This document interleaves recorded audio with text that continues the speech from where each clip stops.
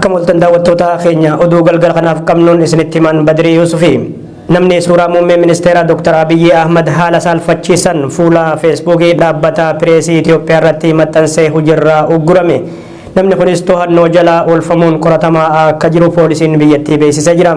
Bitootessa 10 bara 2020 kibxata kaleessa suuraan muummee ministeera Dr. Abiyyi Ahmad bifa kabaja dhowwameen isaanii siree jalaa ciisu haati warra isaanii ammoo aadde Zinnaasha Taayaachoo sireerraa ciisan fuula feesbuukii dhaabbata pireesii Itoophiyaa irratti maxxanfame garuu boodarraa kaafame sun yaadota garaagaraa kaasee jira. Yeroo garaagarattis namoonni caasaalee dhaabbilee mootummaa Itoophiyaa olaanoo keessa hojjetan bulchiinsi Abiyyi Ahmad daran dadhabaa akka deemuuf daba garaagaraa hojjetan mul'atanii jiru rogeeyyoonni. Walitti qabaan boordii dhaabbata pireesii Itoophiyaa obbo Kaasaahun Goofee dhaabbanni isaanii nama suuraa muummee ministeera Dr. Abiyyi Ahmad haala fokkisaan maxxanseessan hojiirraa geggeessuu fi qoratamaa akka jiru ibsanii jiru. Wanni raawwatames fokkisaadha jedhanii dhaabbanni isaanii kanaaf dhiifama gaafatu barreeffama fuula feesbuukii isaan irratti maxxansaniin ibsan. Dhaabbileen odeeffannoo fi miidiyaaleen mootummaa dogoggoroota garaagaraa raawwatuun kun isa duraatii miti. Ji'oota duras miidiyaan waaltaa odeeffannoo sobaa itti aanan pirezidaantii naannoo Tigraay Dr. Dabratsiyoon Gabra Mikaa'el du'an booqatan jechuun gabaasni dhiheesse qeeqa jabaa kaasee ture. Bulchiinsi naannichaatis odeeffannoo sobaa tamsa'uun afanfaajjii uumee ture san irratti ibsamuufiin guutame kennee ture.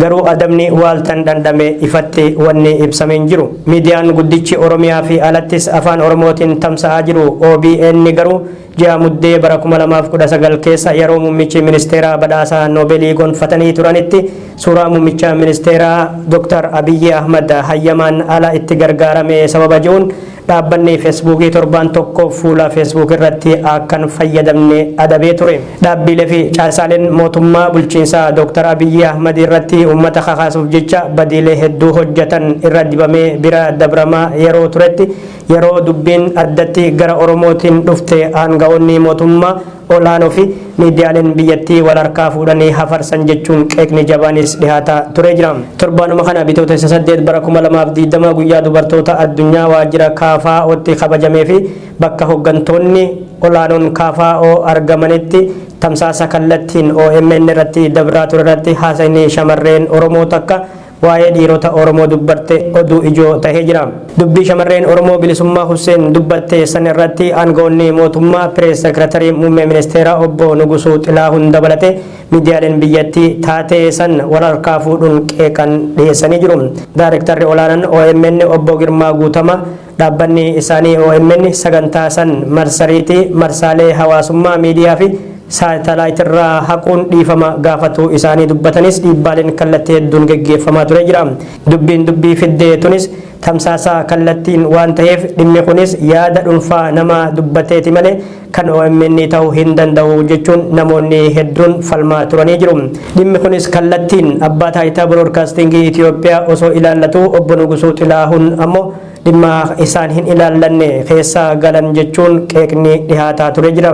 Sababa garaagaraatiin qaamonni mootummaa OMN irratti dhiibbaa godhaa jiraniif kun carraa guddaa uume jechuunis dubbatu namoonni hedduun. Dhimma kanaan kan wal fakkaatu ammoo amma duras masaraa mootummaa keessatti bakka muummeen ministeera Dr. Abiyyi Ahmadii fi aangawoonni olaanoon mootummaa argamanitti shamarreen afaan Amaaratiin bifa walalootiin tamsaasa kallattiin ETV irratti dabraa tureen wanni ibsite mormi jabaa kaasuun isaa ni yaadatama.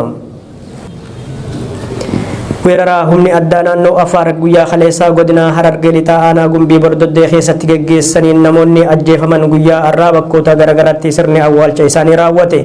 Poolisoonni naannoo Afaar guyyaa kaleessaa weerara bananiin lubbuu namoota 9 siqanii kan galaafatan godina Harargee lixaa aanaa Gumbii Bordoddee keessatti namoonni lubbuu isaanii dhaban guyyaa har'aa sirni awwaalcha isaanii raawwatu isaati odeessi nu dhaqqabe kan ibsu.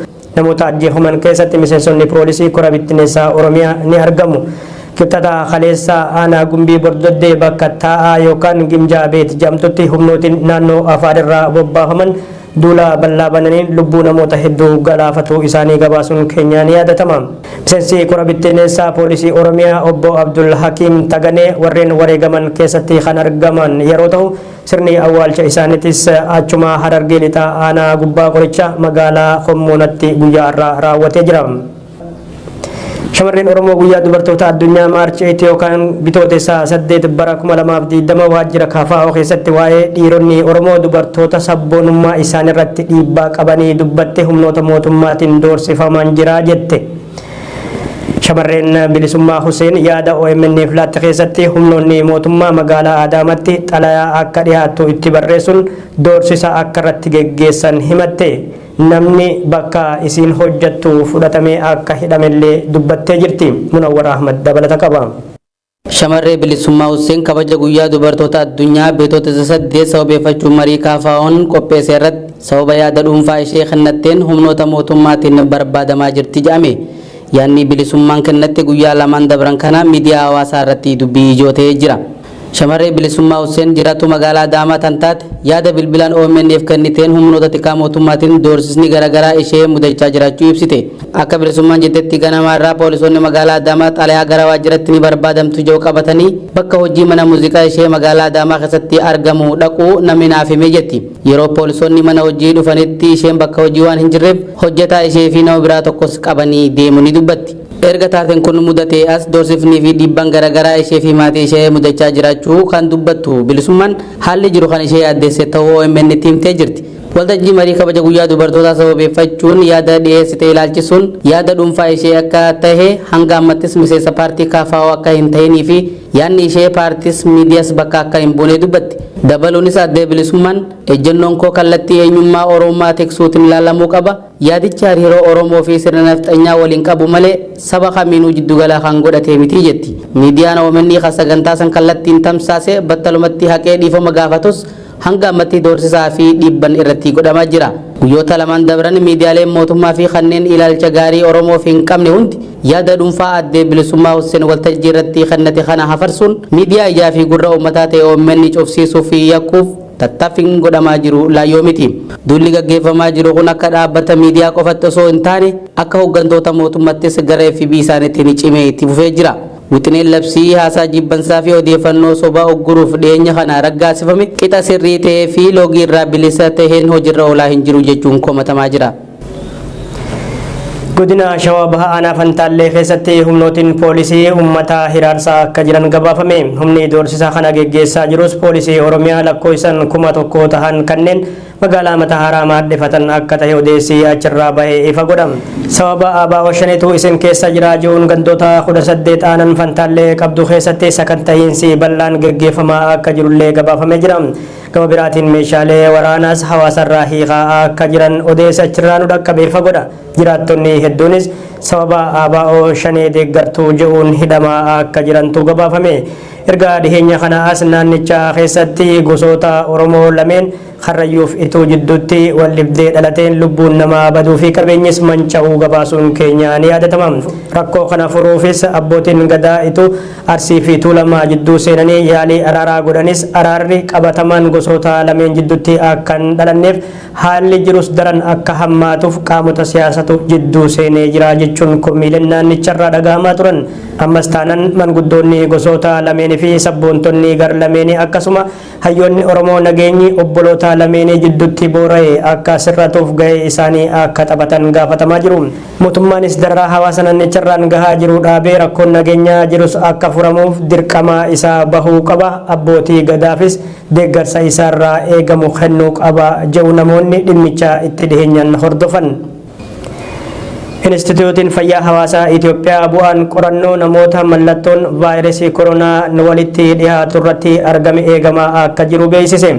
Namoota 5 irratti mallattoon vaayirasii koronaan walitti dhiyaatu mul'ate bu'aan qorannoo isaanii eegamaa akka jiru Instituutiin Fayyaa Hawaasaa Itoophiyaa ibsa kenneen mirkaneessee jira. Namoota bakka eegumsaa akka tursiifaman taasifamanii fi bu'aan qorannoo isaanii eegamaa jiru 5 keessaa 3 lammiilee Itoophiyaa yeroo ta'an 2 ammoo lammiilee Chaayinaati jedhame. Akka Daayirektarri olaanaan Instituutii Fayyaa Hawaasaa Itoophiyaa Dr. Eebbaa Abaatan ibsanitti Itoophiyaan dhukkuba koronaa ittisuuf dhaabbata fayyaa addunyaa jiddugala ittisaa fi to'annoo dhibee Afrikaa fi qaamolee dhimmi ilaallatu waliin qindoominaan hojjetaa jirti. Dabaluunis imaltoonni buufata xayyaaraa idil addunyaa boolee fi kallattii hundaan gara Itoophiyaatti seenan 500 fi 23 qoratamanii mallattoon OWA koronaa vaayirasii irraattiin argamne bilisa tahanii jiru. namoonni hedduun hanqina biyyattiin qabdurraa kan ka'e dhukkubni kun gara Itoophiyaatti ni seena yoo ta'e sadarkaa to'achuun rakkisaa ta'etti miidhaa olaanaa dhaqqabsiisuu mala jechuun yaaddoo cimaa keessa jiru. Gareen tajaajila fayyaa tola kennu tokko naannoo Amaaraa keessatti miidhaan irra dhaqqabuun gabaafame. Naannoo Amaaraa magaalaa Innaawaa keessatti dargaggoonni gareen ijaaraman warreen tajaajila kennuuf bobba'an irratti miidhaa dhaqqabsiisuu isaaniiti aangawoonni naannichaa kan ibsan. Aanaa Muratii fi Jirruu keessatti dargaggoonni osoo gareen kun gara magaalaa Innaawarii imalaa jiranii reebuu isaaniitu gabaafame. Garee kana keessatti namoonni lammiilee biyya alaarraa ta'an 18 fi miseensonni 200 akka keessatti argaman gabaafame jira. Gareen kun sanbata dabre naannicha kan seene yeroo ta'u buufata fayyaa Innaawariitti tajaajila fayyaa bilisaa kennuuf sochirraa osoo jiraniiti kan dargaggoonni miidhaa irraan geessisan. Jiraattonni naannichaa garii lallabbii wangeelaaf immoo tajaajila fayyaa tolaa kennuuf dhuftan jechuun kumataa turanis jedhame. Lallabbiin wangeelaa amantii Pirotestaantii lallabamaa tures bakka buufata fayyaatti osoo hin taane mana bataskaanatti tahuu qaba jechuun gaafataa turanii jiru namoonni naannicha turan. Haleellaan miidhaa geessise kunis halkan keessa tahuu kan ibsan pirezidaantiin waldaa muluu wangeelii namoonni haleellaa kana geessisan ammoo naannicha gadhiisanii miliquu BBCtti himanii jiru. Naannoo Amaaraa keessatti badiileen seera dhablummaa manneen amantaa fi qabeenya namoota dhuunfaa irratti geggeeffamuun kun isa duraati miti. Dhiheenyuma kanas manneen amantii Islaamaa fi kan Kiristaanaa naannicha keessatti gubachuun isaanii ni yaadatama. Keeniyaan rakkoo daangarratti Somaaliyaa waliin qabdu karaa nagaatiin xumuruuf muummee ministeera Dr. Abiy Ahmad waliin akka mari'atte gabaafame. Ministeerri nageenya Keeniyaa Fred Matiangi dhimma muddamsuu uume kanarratti muummee ministeera Itoophiyaa Dr. Abiy Ahmad waliin dubbatu isaanii fuula Tiwiitara isaanii irratti ibsanii jiru. Daangaa biyyoota sadeenii jidduutti tan argamtu magaalaan Baladahawo naannoo wal dhibdeen itti hammaatu jedhamee jira. Ministeerri dhimma nageenya Keeniyaa haala kana karaa nagaatiin furuuf Itoophiyaa waliin mari'achuu akka fedhanis ibsanii jiru. Erga dhiheenya kana as magaalaa Mandheera fi naannoo isii keessaa sababa humnoota Jubballaand fi Somaaliyaa jidduutti rakkoon hammaateen lammiileen kumni hedduun qe'ee qabeenya isaanirraa akka buqqaan gabaafamee jira.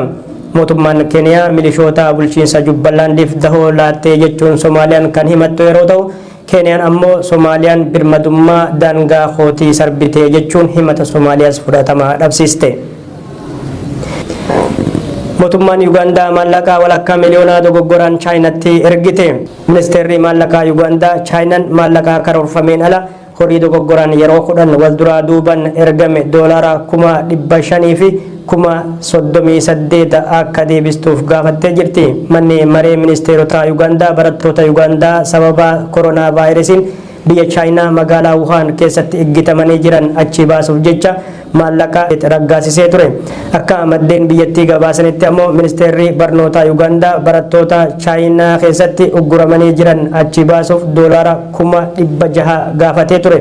Qondaalli ministeera barnootaa tokko madda oduu The Daily Monitariif yaada kennaniin barattoota rakkoo keessatti argaman achi baasuuf maallaqni manni maree ministeerota raggaase gara Chaayinaatti ergamee jira. Maallaqni kun dogoggoraan ergamuu hubattee Chaayinaan horicha akka deebiftuuf Yuugaandaan imbaasii Chaayinaa Kaampaalatti argamutti iyyattee jirti.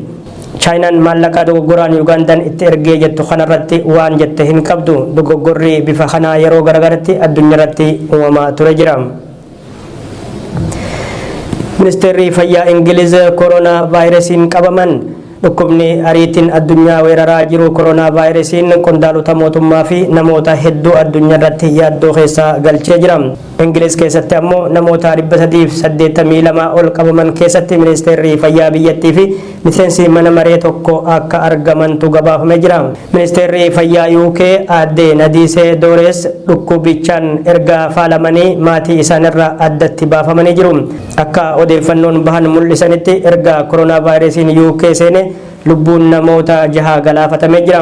UK'n weerara koronaa vaayirasii to'achuuf baajata dabalataa dhaabbilee barbaachisaniif ramaddee dhukkubicha qolachuuf hirriiba malee hojjetaa akka jirtutu gabaafamee jira. Kana malees namoota ministeera fayyaa amma qabaman aadde Nadiisee Doores qunnamanis hordoftee qorachuuf ijibbaata irratti argamti UK. Dhaabbanni tajaajila fayyaa UK namoota haaraa dhukkubichaan qabamuu malan baraaruuf tajaajila kennuuf qophiirraa akka jirullee beekamee jira. Ogeeyyonni fayyaa biyyattii hundi lammiilee isaanii baraaruuf hojii dachaan hojjetuuf if qopheessuu akka qabanillee mootummaan biyyattii akeekkachiisee jira. Xaaliyaan ammoo koronaa vaayirasii lubbuu namoota gaaga'aa jiru qolachuuf labsii yeroo muddamaa sadarkaa biyyattiitti labsite. Ugguraa keessa kanaanis bakkoota tuutaa uummataa keessummeessan hunda cuftee jirti. Bakkoota akka cidhaa fi awwaalchatti namoonni akka walitti hin qabamnellee dhoorgitee jirti Xaaliyaan. Addatti ammoo taphni ispoortii kamuu biyyattii keessatti ji'a tokkoof akka hin geggeeffamnellee uggura keessa jirti biyyi Xaaliyaan. Gama biraatiin taphni kubbaa miilaa Ingiliz garee Arsenaalii fi Manchester City jidduutti galgala irraa geggeeffamuuf ture sodaa koronaa vaayirasii irraa kan ka'e haqamuu isaatu gabaafamee jira. Sababni isaatis taphattoonni Arsenaal garii dhiheenya kana yeroo garee Olompiyaakos kan biyya Giriik waliin taphatanitti nama vaayirasii koronaan faalamee jedhamee shakkame Evangelos Marinkis qaaman qunnamanii kan jiruuni. Garuu Arsenaal taphattoota Mr. Evangelos qaaman qunnaman maqaa isaanii ifatti wanni beeksifte hin jiru. Afrikaa kibbaa keessatti ammoo namoonni 6 koronaa vaayirasiin guyyaa irraa faalamuu isaa mootummaan biyyattii mirkaneessee jira. Kun ammoo lakkoofsa namoota vaayirasii kanaan Afrikaa kibbaa keessatti qabamanii gara 13tti ol guddisee jedhame. Gama biraatiin taphni Olompikii addunyaa Jaappaan magaalaa Tokiyootti hagayya 9 bara 2020 ni geggeeffama jedhamee eegamaa jiru. Ganna tokko yookaan waggaa lamaan booda akka geggeeffamu yaadni dhihaatee jira. Garuu yaada dhihaate kanarratti mormiin garaagaraatis dhageessifamaa jira. Pirezidaantiin Ameerikaa Doonaald Tiraamp ammoo nama dhukkuba koronaa vaayirasii qabu qaaman qunnaman sababa ji'uun jiddugalatti akka geeffamanii qoratamaniif yaadatti dhihaate mormanii jiru. Tiraamp an fayyaa nagaan qaba jedhanii jiru. Pirezidaantii Doonaald Tiraamp dabalatee miseensonni dimokiraatotaa ji'a dabree keessa nama koronaa vaayirasii qabuun harka wal fuudhanii jechuun maddeen gabaasanii jiru. Taateen kunis walgahii irratti yeroo ta'u pirezidaantichaa fi itti aanan isaanii warreen shakkamanii fi akka ilaalaman gaafatamanii didan keessatti argamu. Ameerikaa keessatti koronaa vaayirasiin namoota 700 irratti kan argame yeroo ta'u namoota 26 ammoo lubbuu galaafatee jira. Tulaqa daawwattoota keenya oduu namaaf qindeessine kanan gammadaa daawwattan ture waan nu hordoftaniif fudhadhaa isiniin jechaa qophii biraatiin hanga walitti deebinuu nagaatti an Badrii Yusufii ogeessi kaameraaf teeknika keenya Abdii Jamaal nu faana ture.